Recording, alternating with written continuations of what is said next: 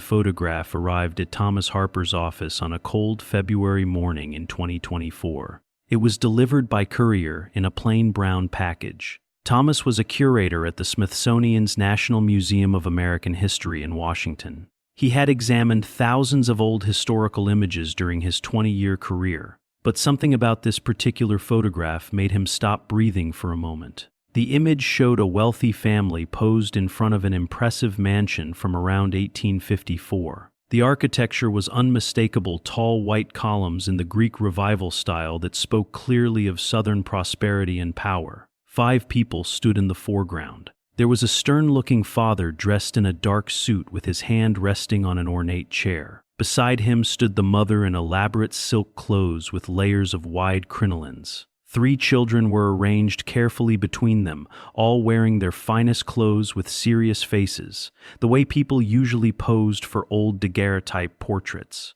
But it was not the main family that captured Thomas's full attention. In the background, partly hidden by the soft morning light filtering through the tall columns, were 2 smaller figures.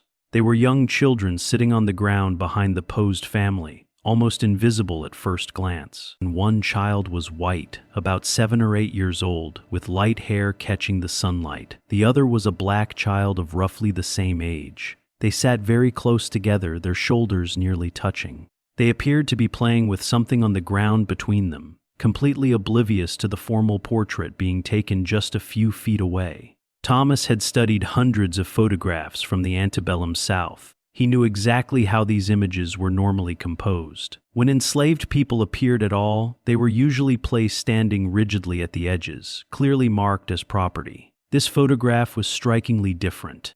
These 2 children were playing together naturally, interacting as equals. Their body language showed comfort, closeness, and real familiarity instead of the strict racial hierarchy that defined Southern society at that time. His assistant Rebecca entered the room carrying coffee. The donor note attached to the package said the photograph came from an old estate in Charleston, South Carolina. The current family had found it while clearing out a property that had belonged to their ancestors since before the Civil War. They discovered several boxes of old photographs hidden away in the attic. Thomas accepted the coffee without taking his eyes off the image. And Rebecca, if there was any additional documentation, letters, diaries, or papers that might identify the people in the photograph. Rebecca handed him a small tin box. Inside were several folded letters, a leather journal, and loose papers with names written in faded ink. They belonged to the Harrison family of 1854.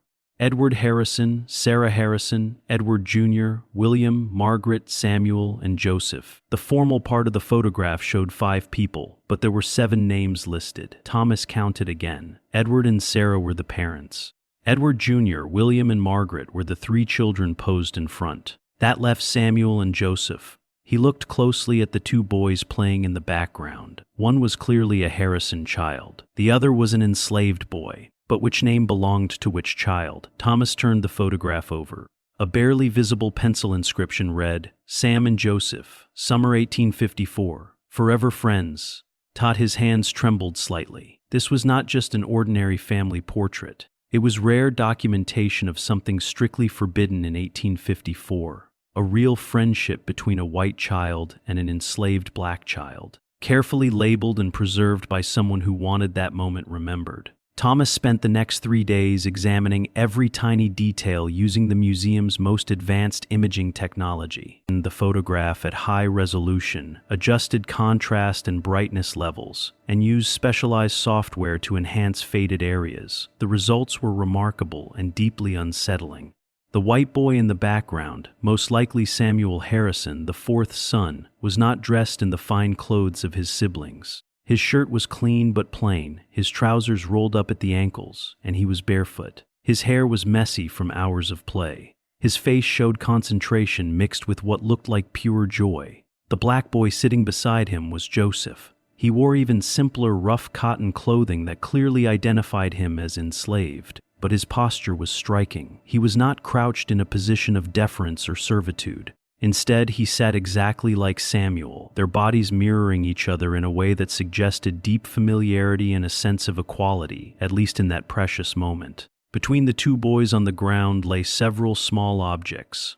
After many hours of careful work, Thomas could finally make out what they were: carved wooden soldiers arranged in formation as if engaged in an imaginary battle. The boys had been playing war games together, sharing toys and creating their own little world the way children had done for centuries. But when Thomas closely examined the boy's hands, his breath caught in his throat, and he zoomed in on Joseph's right hand, the one closest to Samuel, increasing the resolution until individual pixels became visible.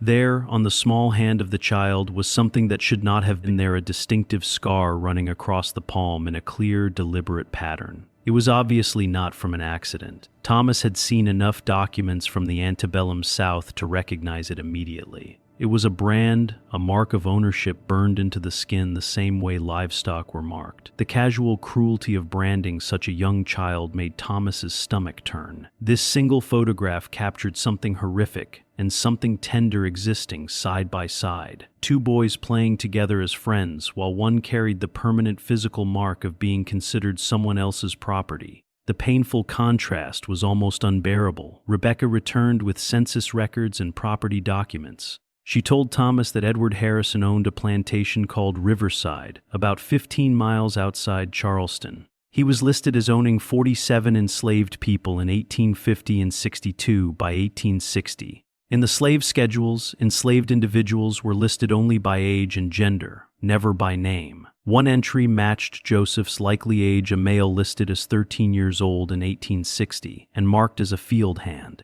There was more. A newspaper from 1856 mentioned the Harrison family attending a Christmas ball with only 3 children. Samuel's name never appeared again after 1854. The leather journal in the tin box belonged to Sarah Harrison, the mother in the photograph. Her handwriting was elegant and controlled. Thomas read through the entries from 1852 to 1858 with great care.